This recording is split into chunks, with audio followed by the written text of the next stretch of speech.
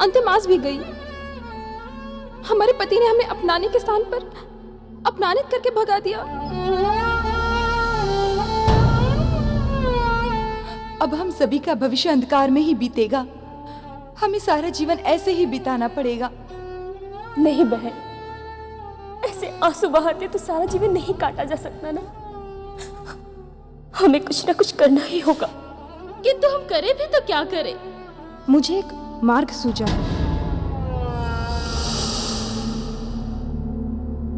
हो सकता है उस पर चलकर हमारा भाग्य बदल सके।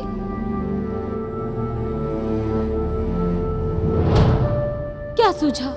क्या मार्ग है वह बहन, बताओ ना। हाँ हाँ बताओ ना, क्या है? हमारी सबसे बड़ी बहन है बहन दीदी, और वो सदा से व्यवहार कुशल रही है। अगर हम उसके पास जाकर परामर्श ले तो हो सकता है वो हमें कोई उपाय सुझा सके। तो फिर शुभ काम में देरी कैसी? चलो फिर। चलो हम सब शीघ्र चलते हैं। हाँ हाँ चलो।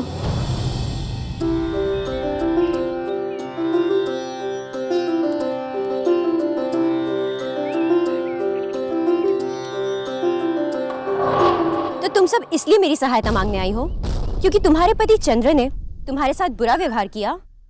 हाँ दीदी। चुल्लू भर पानी में डूब मरो तुम सब। हमसे कोई भूल हो गई दीदी। छोटी मोटी नहीं, भयानक भूल। तुम सब भूल गई हो कि तुम कौन हो। तुम सब पृथ्वी सम्राट दक्ष की पुत्रियां हो। मैं तो आज लज्जित हूं कि तुम सारी मेरी बहनें हो। यदि तुम्हारे पति ने तुम्हारे साथ आपत्तिजनक व्यवहार किया तो तुम सबने उसे उसी समय उचित पाठ क्यों नहीं पढ़ाया? किंतु दीदी वे तो हमारे पति परमेश्वर है ना। परमेश्वर वो होता है जो हमारा भला चाहता है। जो हमें सताए वो काहे का परमेश्वर? किंतु अब हमें क्या करना चाहिए दीदी? विद्रोह करना चाहिए, और क्या। इस संसार में अधिकार मांगने से नहीं मिलता, उसे छीनना पड़ता है। तुम लोगों को भी वही करना होगा। किंतु कैसे कैसे विद्रोह करें हम? मैं तुम लोगों को ऐसा उपाय बताऊंगी कि तुम लोग जो चाहोगी वही तुम्हें मिलेगा। आज जिस प्रकार चंद्र रोहिणी के आगे पीछे नाचता है, कल वैसे ही तुम लोगों के आगे पीछे नाचेगा। तो फिर उपाय बताइए ना दीदी। इस संसार में कुछ भी पाने के लिए उसका मूल्य चुकाना पड़ता है। तुम सबको भी चुकाना पड़ेगा। तो क्या करना पड़ेगा हमें? यदि तुम सब चाहती हो कि तुम्हारा भविष्य उज्जवल हो तो तुम सबको मेरी सहायता करनी होगी। हम आपकी सहायता अवश्य करेंगे। बताइए ना, हमें क्या करना होगा? ये कपड़े की रस्सी देख रही हो?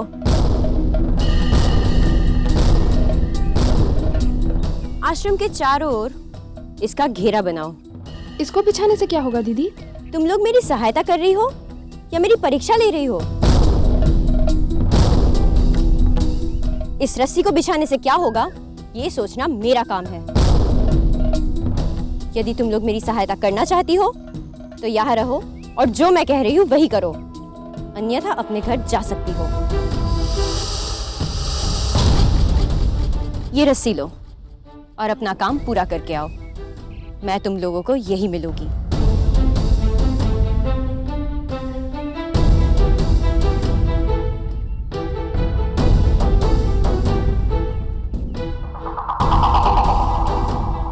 इस बार मैंने ऐसा उपाय सोचा है कि उस दुष्ट अदिति पुत्र इंद्र का हर हाल में अनुष्ठान खंडित होकर ही रहेगा और उसका स्वर्ग का राजा बनने का सपना धरा का धरा रह जाएगा।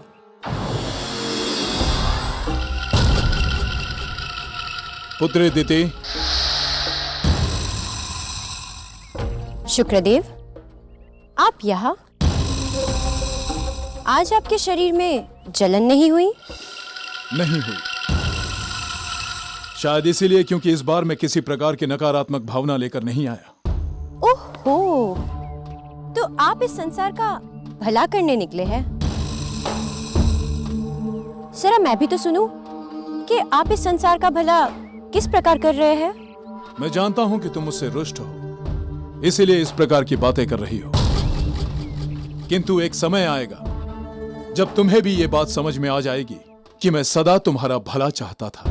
अच्छा, तो आप इस संसार का भला करने का श्री गणेश मेरे से कर रहे हैं। तो बताइए, क्या सहायता करूं मैं आपकी?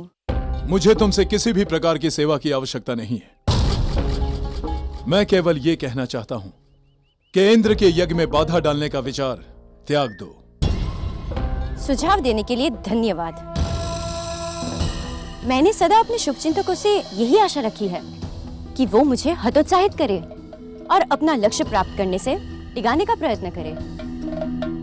शुक्रदेव, मैंने सदा आपको अपना मित्र समझा, अपना हितैषी माना, किंतु खेद की बात है कि आज आप ही मेरे पीठ में छुरा भोग रहे हैं।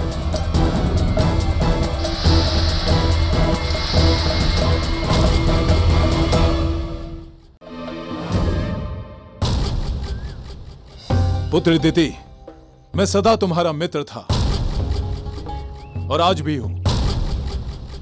मैं केवल तुम्हें चेताना चाहता था, जो कार्य तुम करने जा रही हो वो तुम्हारे लिए शुभ नहीं होगा। अपना शुभ अशुभ मैं स्वयं ही सोच लूंगी। यदि आपकी बात समाप्त हो चुकी है तो आप यहां से जा सकते हैं।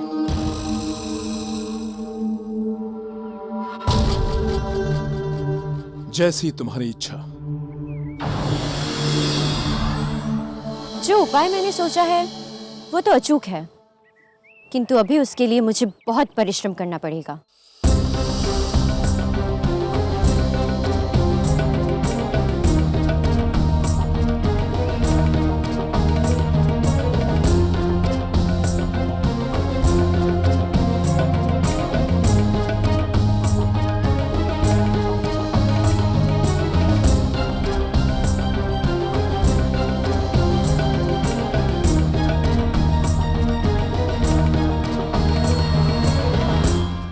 चलो, अब हो गया।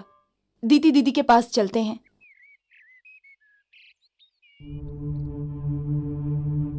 दीदी, दीदी, हमने रस्सी बिछा दी। अब बताओ क्या करना होगा?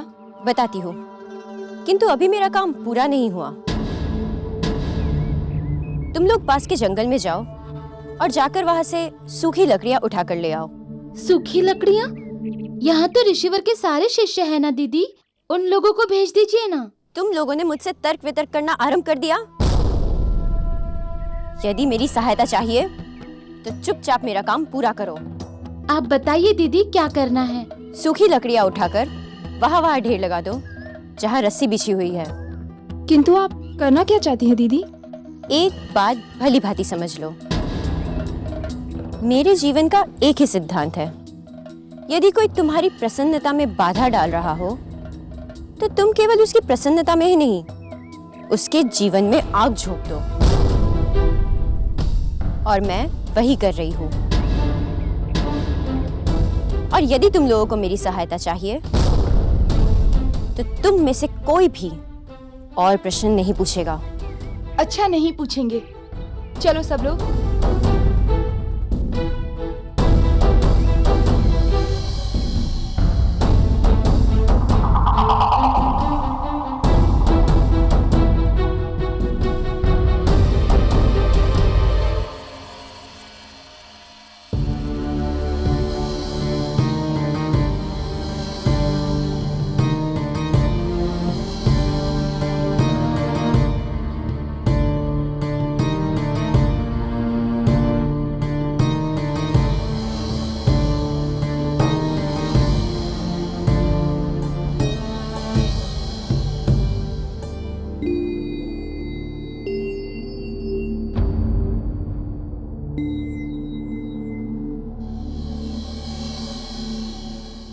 चंद्रदेव। देवी रोहिणी, देवी रोहिणी, कहाँ चली गई थी आप? मैं तो, और आप कुछ चिंतित सी लग रही हैं। स्वामी, मेरी अन्य सभी बहनें चंद्रलोक को त्याग कर कहीं चली गई हैं। तो इसमें चिंता की क्या बात है? आपकी बहनें तो समझदार निकली। उन्होंने एक समझदारी का निर्णय लिया है।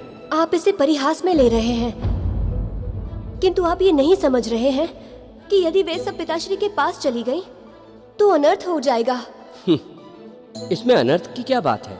आपको याद है ना, हमारे विवाह पर ही पिताश्री ने आपको ये चेतावनी दी थी। आप हमारी कन्याओं के साथ विदा होकर के प्रजापति प्रसाद से बाहर जाएं।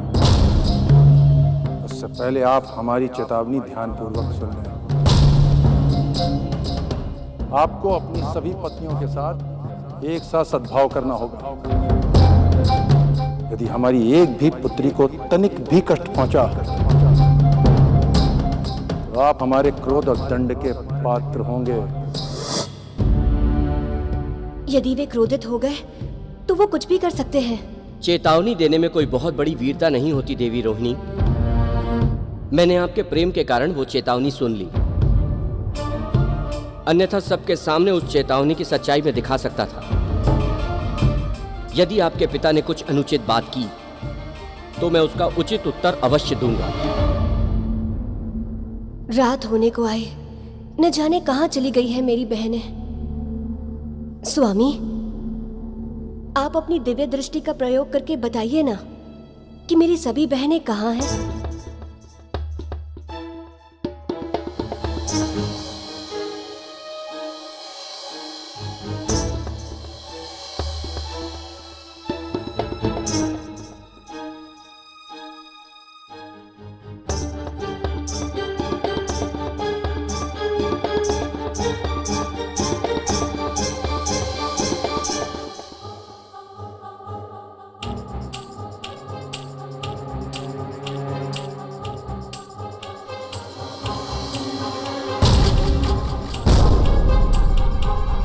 तुम सब सचमुच मेरी अच्छी बहनें हो। जैसी लकड़ियां मुझे चाहिए थी बिल्कुल वैसी ही लेकर आई हो। इस ढेर को देखकर मैं बहुत प्रसन्न हुई हूँ। और आपको प्रसन्न देखकर हम सबको प्रसन्नता हुई है दीदी। अब आप हमें वो उपाय तो बता दीजिए जो आप हमें बताने वाली थी। मैं तुम्हें ऐसा उपाय बताऊंगी कि तुम्हारे पति चंद्रदेव 24 घंटे तुम सबके आगे पीछे घूमते तुम लोगों की सेवा करते दिखाई देंगे।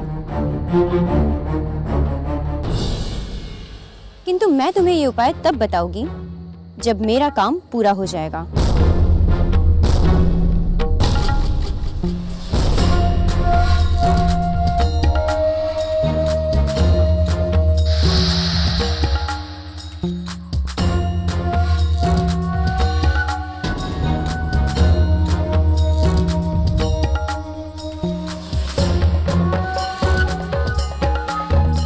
इस बार मेरे उपाय की कोई काट नहीं।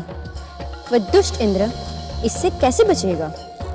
उसके आगे के यज्ञ तो हो ही नहीं सकेंगे।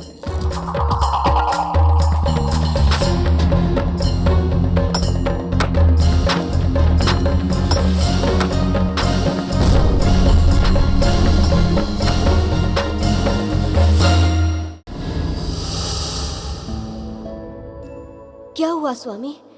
कोई अशुभ समाचार है क्या? हाँ देवी रोहिणी, आपकी अन्य बहनें एक भयानक जाल में फंस गई हैं। कैसा जाल? कहाँ है वे सब? आपका प्रिय भांजा इंद्र 100 अमोघी यज्ञ कर रहा है और आपकी बहन दिति ने उसमें बाधा डालने की ठान ली है। और आपकी ये अन्य बहनें परामर्श के लिए देवी दिति के पास चली गई हैं और वे उन्हें इंद्र के विरुद्ध अस्त्रों के रूप में प्रयोग कर रही हैं। कहीं दीदी कोई अनर्थ ना कर बैठे। हाँ, अनर्थ तो वे कर रही हैं। ऋषिवर कश्यप के आश्रम को वो अग्नि में भस्म करने का प्रयत्न कर रही हैं, किंतु मैं ऐसा होने नहीं दूंगा।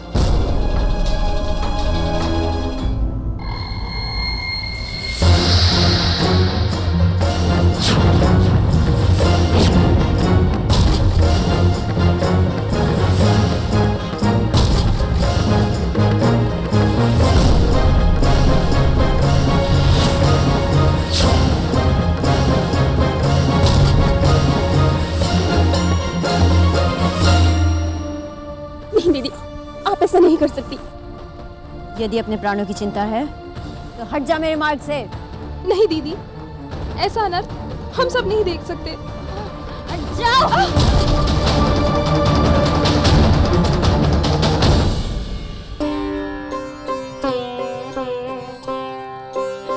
पुत्र इंद्र, पुत्री सची, अभी जो मैं मंत्र पढ़ने जा रहा हूं वो इस यज्ञ का पूर्णाहुति मंत्र है। जैसे ही मैं मंत्र पढ़ना शुरू करूंगा, आप दोनों इस यज्ञ की बची हुई संविधाएं भगवान यज्ञ नारायण को अर्पित करेंगे। इस पूर्णाहुति के साथ ही ये आपका 98वें यज्ञ पूर्ण हो जाएगा।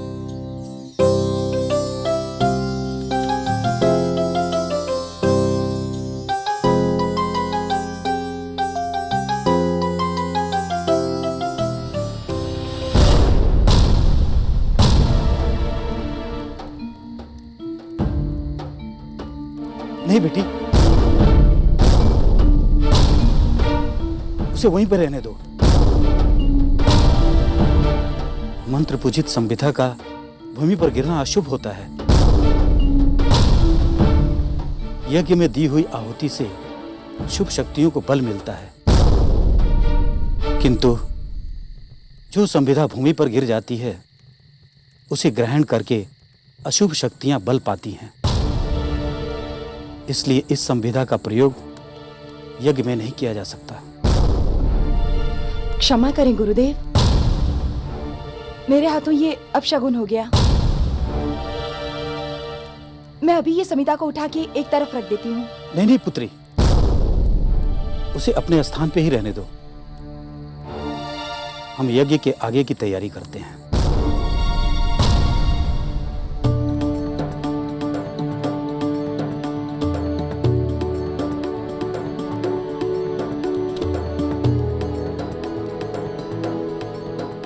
आदिति नंदन इंद्र, आपके 100 अमोघ यज्ञों की श्रृंखला में से ये 98वें यज्ञ पूरा हो गया।